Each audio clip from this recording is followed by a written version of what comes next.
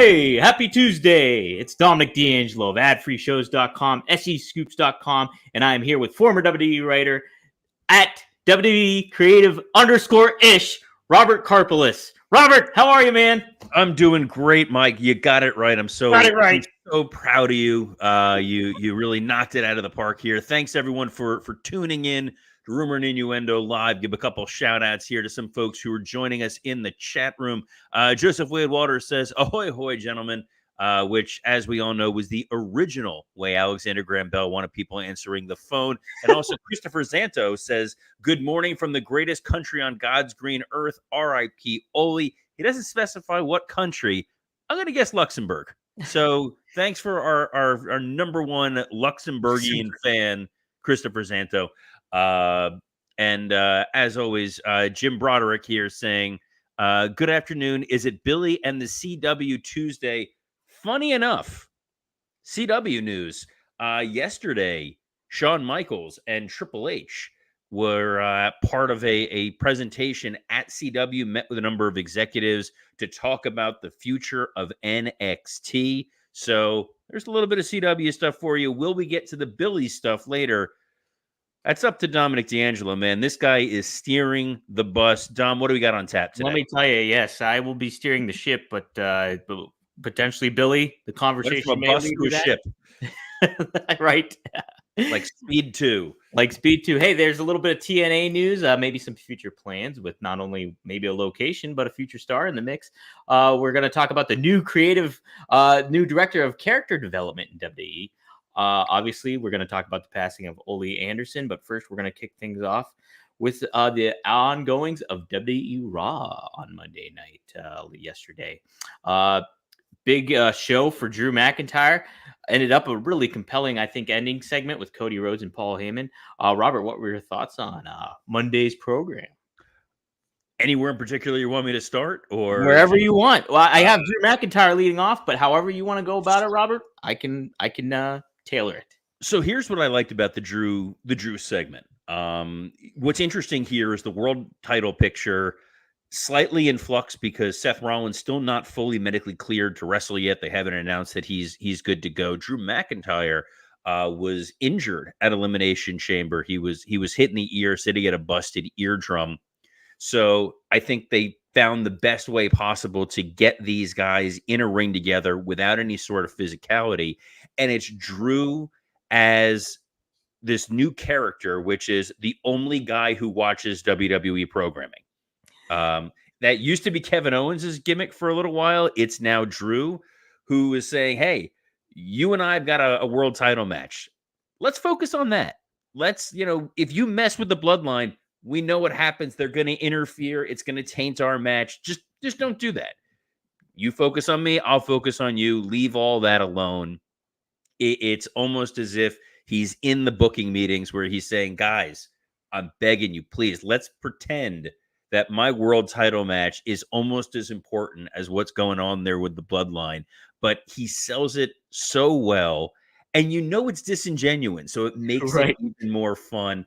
And more impressively is the fact that he's able to sit, I know the term now is crisscross applesauce when I learned from my kids in school, able to sit crisscross applesauce in the ring.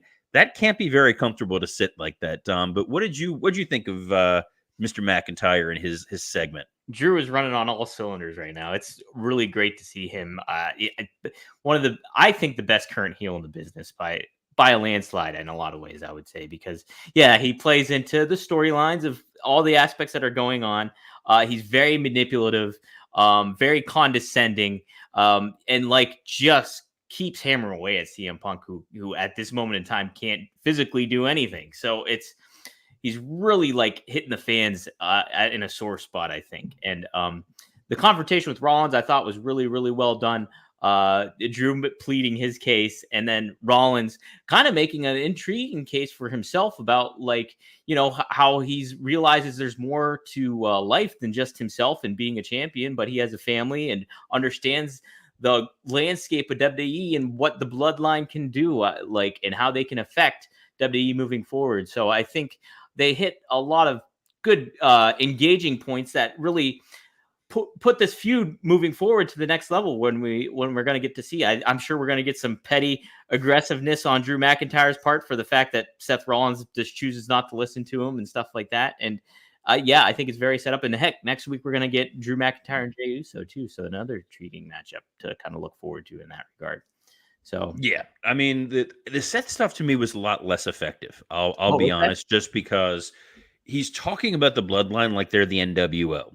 Like they're this outside invading force that's trying to seize power and take over, and there's an army of guys who have to fight back. It's 4 guys and Paul Heyman. And one of those guys is already on the board of directors. So it's not going to matter one way or the other.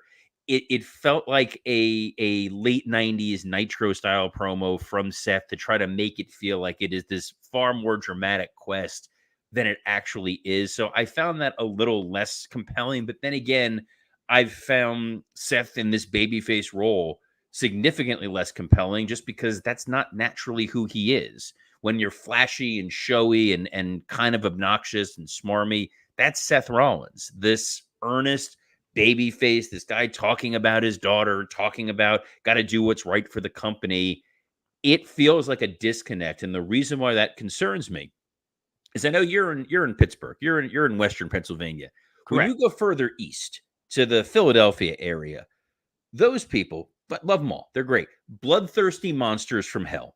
Absolutely. And they will boo the hell out of somebody who says, I love my wife, I love my kid. Yes. I'm doing what's best for the company.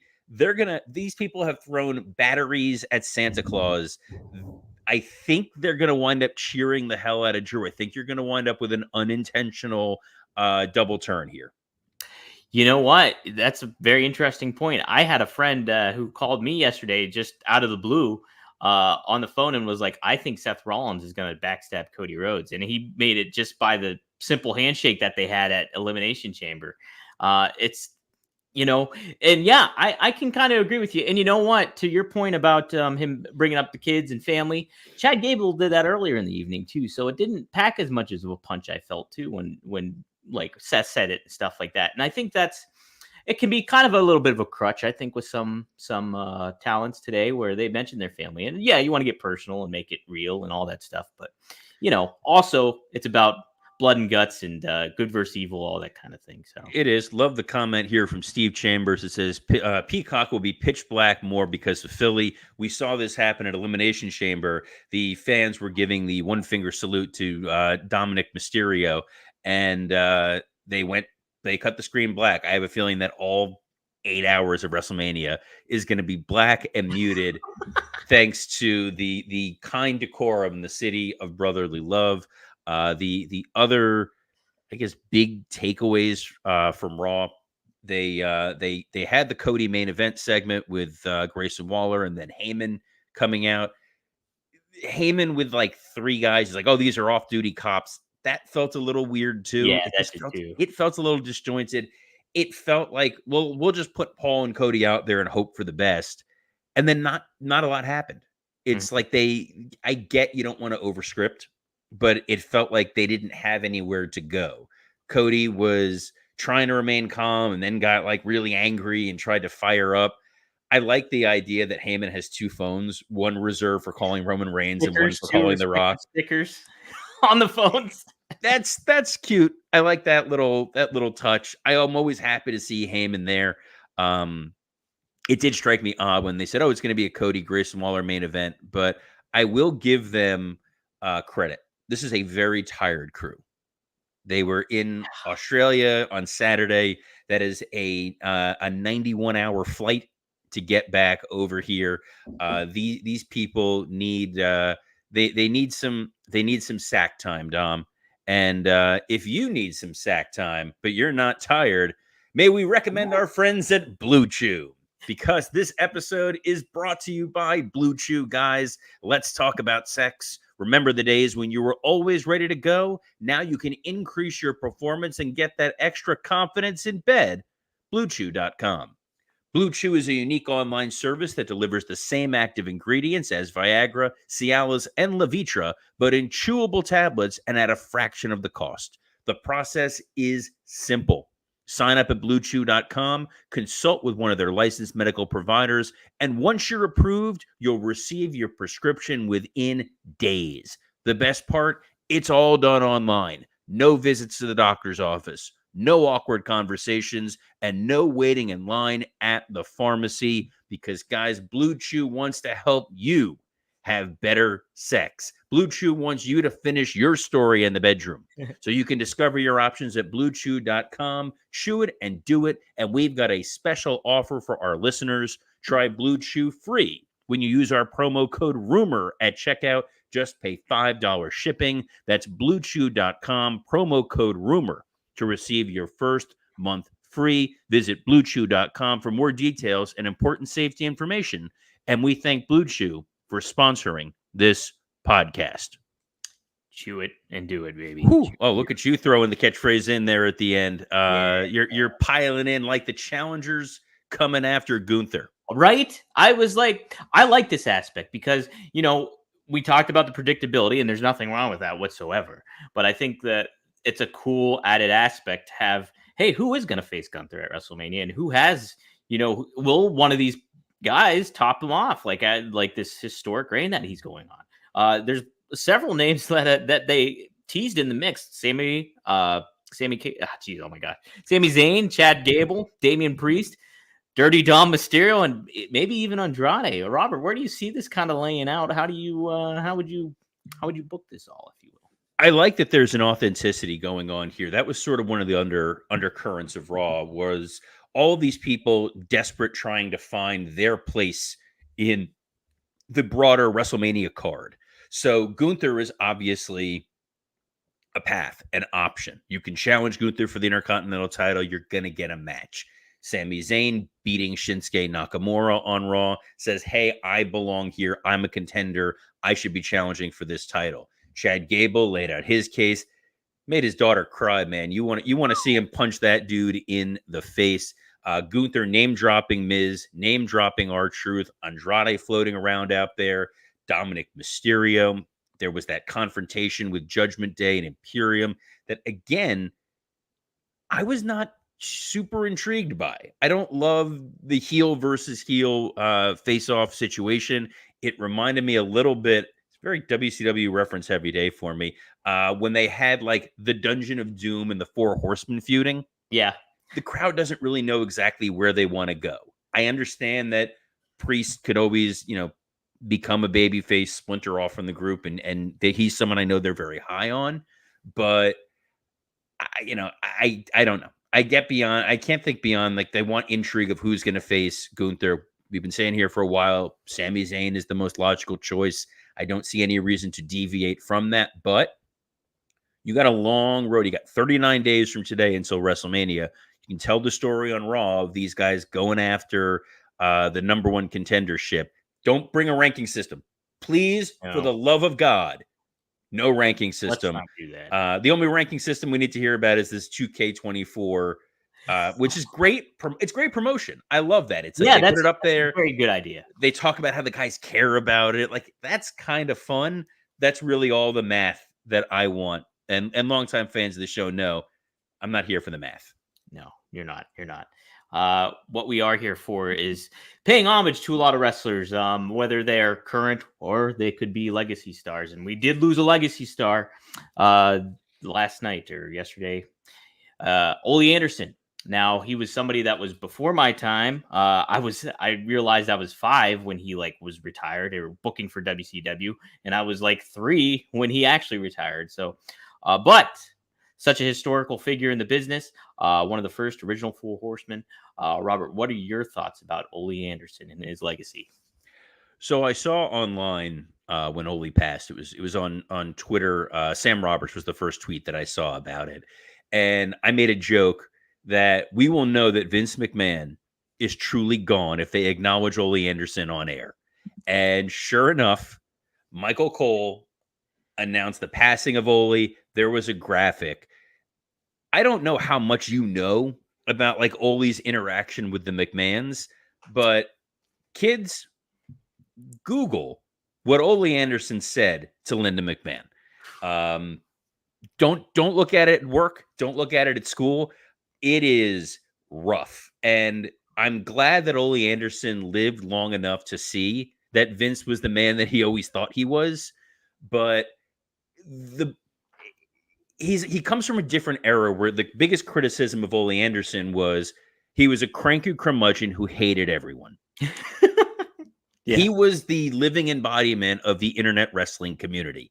I hate everyone. I hate everything. This all sucks. This is all stupid. But he was also the voice of the Black Scorpion because he knew that you have to kind of pander. So he got to see the devil storyline. And I'm pretty sure that's what put him in the ground. But could have been. He did have some legendary names paying him homage to. Ricky Morton ended up saying, Ole Anderson's passing is a somber moment for the wrestling world. Ole was not just a colleague, he was a formidable opponent, a respected veteran, and part of wrestling history. Our battles in the ring were intense, and the memories we created together will always be cherished. Ric Flair also commented, he said, I am forever thankful to Ole and Gene for bringing me into the Crockett Promotions as a cousin. Flair wrote on X, it launched my career. I will be grateful forever for you for giving me the opportunity to become who I am today. We didn't always agree with each other, but the honest to God truth is you and Gene started me. Rest in peace, my friend. So, yeah, polarizing figure, very curmudgeon-y. There was a great story from Conrad Thompson's friend, Super Dave. He ended up saying that he was in an elevator hammered with Ole Anderson and just outright said, I love you, Ole. And Ole said, I love you too. And so I thought that was pretty funny. Ole Anderson, one of those guys, not warm and fuzzy, not somebody that people are going to, an outpouring of support of what a great guy he was. But undoubtedly one of the most important figures of the last 50 years of wrestling, his establishment of the Horsemen, his booking, the Zelig way that he's existed throughout the business. I'm kind of excited for your podcast to hear what Greg Gagne and Magnum TA have to say about Ole Anderson. I'll be listening intently for that. I doubt RVD had many interactions with Ole, but you never know. You never know. You really don't with Rob, especially. The old timer wrestlers that I spoke to last night all kind of said the same thing. He's a grumpy bastard, but honestly, in 2024, with the other stuff floating around on other people, if that's the worst thing you can say about the guy, so be it. Right. But surprised that they mentioned it on air. Pleasantly surprised. I know he's not in the hall. They said even if he were to be asked, I think Arn Anderson said, like, even if they asked him, he probably would have told them politely where they can stick the Hall of Fame ring. But yeah, here we are. Yep. R.I.P. Ole. It was 81 years old, everybody. So good run. Very legacy left in the good game. Run. Wow. Legendary run, can I say? How about that? Hey, somebody else might be set up. You never know for a legendary run. Might be in character development here coming up. Rob Fee was happy to announce on, I believe, X that he had some exciting news. Last year, I moved to Florida to be able to work with talent directly on every aspect of their characters. Today, my title is officially WWE Director of Character Development.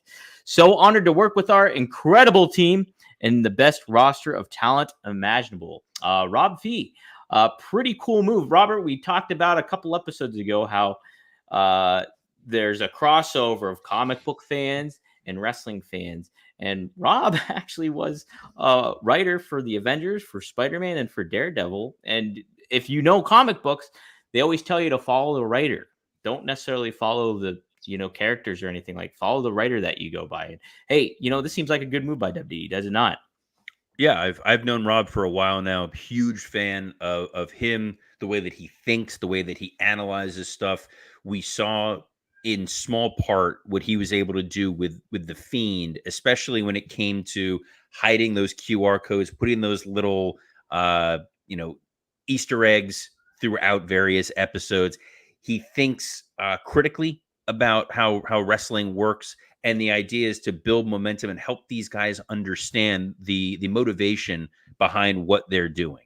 That you don't have the same shticky gimmick stuff that you used to have 30, 35 years ago. And I think the product is better for it. I remember as a kid being embarrassed when I would go to school and be like, oh, I'm a wrestling fan. And then you're like, they tune in, they see like Duke the Dumpster Drosy and TL Hopper and the Repo Man and Undertaker's, zombie stuff. Like, I get that it has a place, but I think the idea is help these guys better understand and hone their character, their characterization, their motivation behind what they're doing, and then move it into the ring. Mm-hmm. Across the aisle in AEW, I think one of the most successful people there is Toni Storm, because Toni Storm has become a character, and everything she does, whether it's promos or in the ring, is consistent with her character. And I think that's where you see disconnect with some folks, where they have a gimmick, they have a shtick, they have something, and then they go in and they wrestle normal. Yeah. Like, no, I need something to it. And WWE is at a point right now where they are willing to let guys take big swings and try something different. And when they hit and they find success, a rising tide lifts all boats. R-Truth, perfect example. Alpha Academy, perfect example. You give these people an opportunity, and they deliver, Dom. So I'm excited that they're investing further in Rob Fee, that he's going to get to work with talent, and new creative ideas, always something I'm going to be in favor of. Absolutely. It's an intriguing promotion and job title too. So yeah, very much looking forward to seeing what can be more conveyed on WWE programming. Robert, we talked about me steering the ship. Well, I'm going to set Full Sail here to TNA and talk about the possibility, apparently, of them maybe, just maybe, moving to Full Sail University for their programming. Dave Meltzer happened to mention on Wrestling Observer Radio. One of the things that they've been looking at, and this isn't happening anytime soon, but they want to go live. The idea is to go live and have a location where they would go every Thursday, and Full Sail University is one of the places they've talked about. Robert, obviously, Full Sail has a history with pro wrestling when it comes to NXT, and really in the heyday, the really rise of NXT, making that kind of connection for TNA, that seems like a pretty darn good move. It's a surprising announcement. I will definitely give them that. I think TNA has found a successful model of late where they go into a town, and they were just in New Orleans. You do 2 days worth of tapings, you get several shows out of it. Then the rest of that time, your talent can go and work elsewhere. They have the opportunity to go wrestle on indies. They can heal their body. It's very appealing if you're a wrestler and you're told, hey, you only need to work, 2 days a month for TNA. You can go do whatever you want to go do elsewhere. You're going to get a halfway decent payday and TV exposure. That's a similar model that we utilized in MLW. We would do one night of tapings, break that up into 4 shows. So to hear that they want to move to a weekly basis, number one, it's going to impact how they're using their talent and who they have under contract.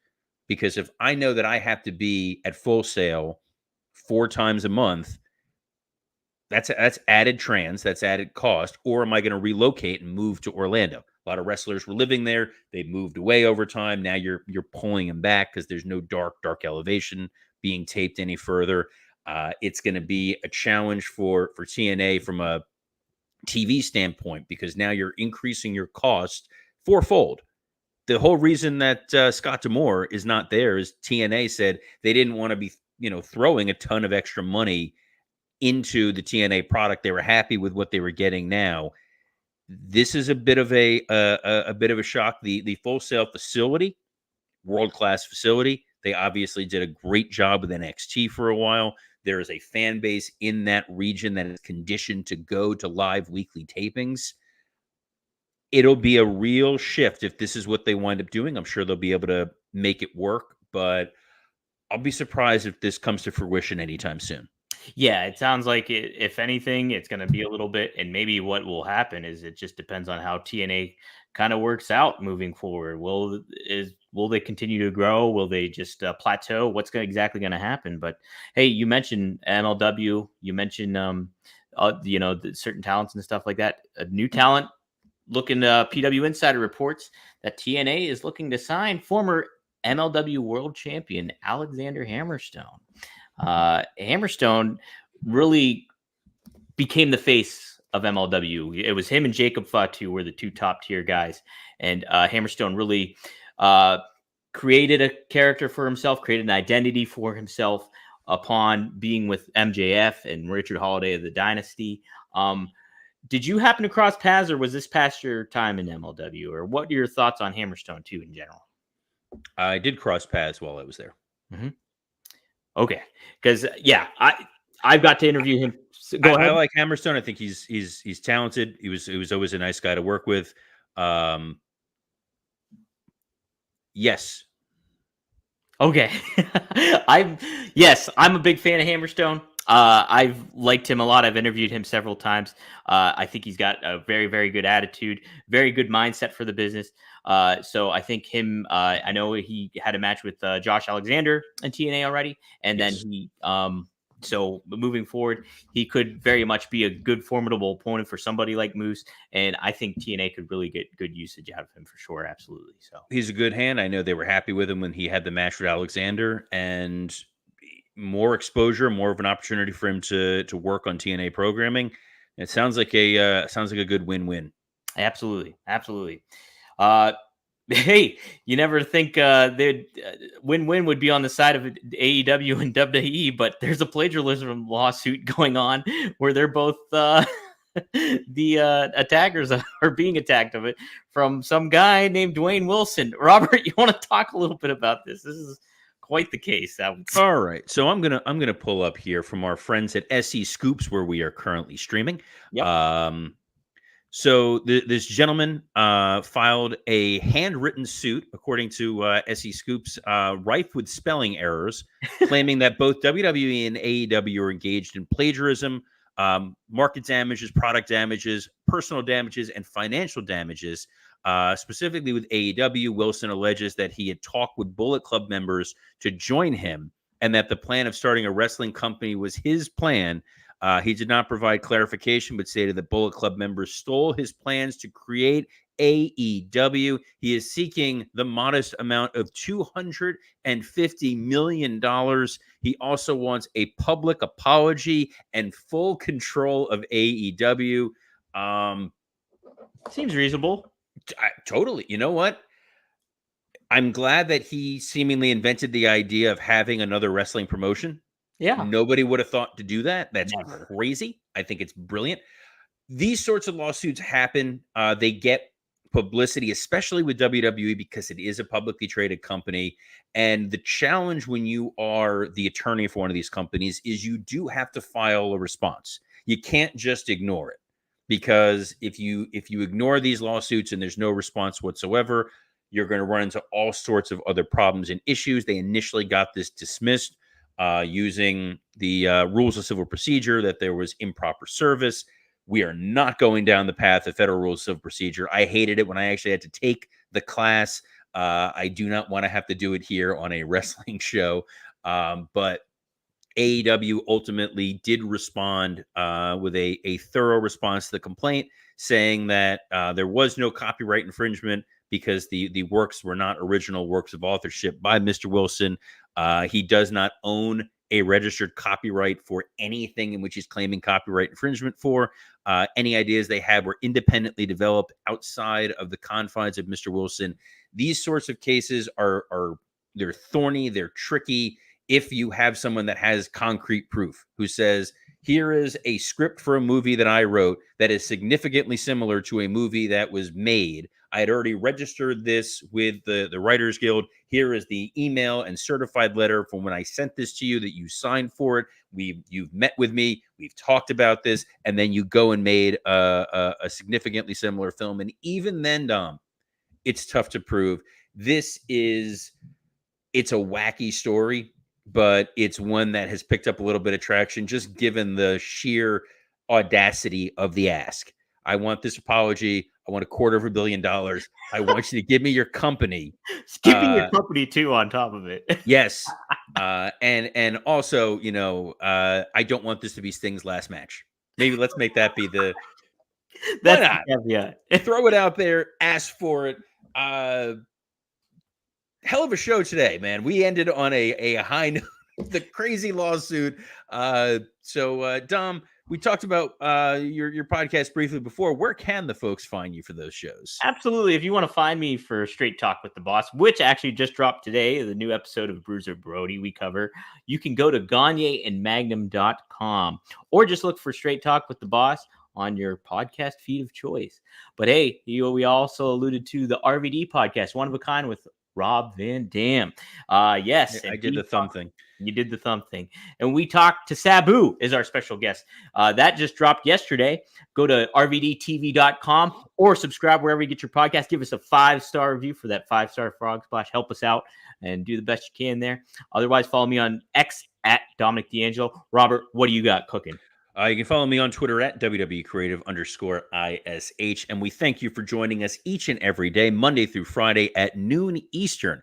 You can find us on Ad-Free Show's YouTube page, the Rumor and Innuendo YouTube page, the Rumor and Innuendo X account, the Podcast Heat X account, Podcast Heat, the folks who make this show possible, as well as on Dom's page, my page, and the fine folks at SE Scoops that bring you the best frivolous lawsuit wrestling-related news you're going to find anywhere. I got another podcast called Wrestle Roasts that's it drops every Friday. It's floating around out there. If you catch our show, if you catch Rumor and Innuendo and you're listening to us in audio form, do me a favor, scroll up to the top, give us a 5-star review. We love to see it. Dom, love getting to see you every day, man. Excited we get to do this tomorrow. So on behalf of the slightly confused looking Dominic DeAngelo, I'm Robert Karpeles. Best of luck in your future endeavors. Goodbye, everybody.